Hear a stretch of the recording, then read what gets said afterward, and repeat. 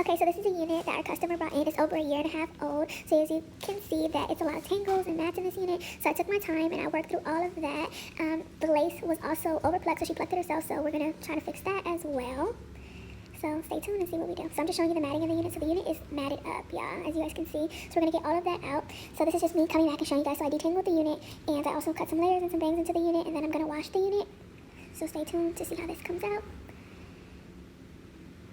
So yeah, I'm just showing you guys the layering and what we're trying to figure out what we're going to do. So she gave me free reign to do whatever I wanted, and this is what I came up with. So this is the beautiful unit, so we just cut layers into it.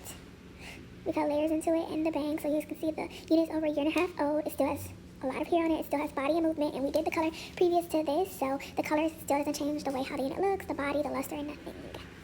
So you guys can see this unit is absolutely gorgeous. What do you guys think? Let me know what you guys think, and see yeah, how you guys think I did. It's beautiful. The color is beautiful. The cut is beautiful. Yes, so stay tuned. Thank you.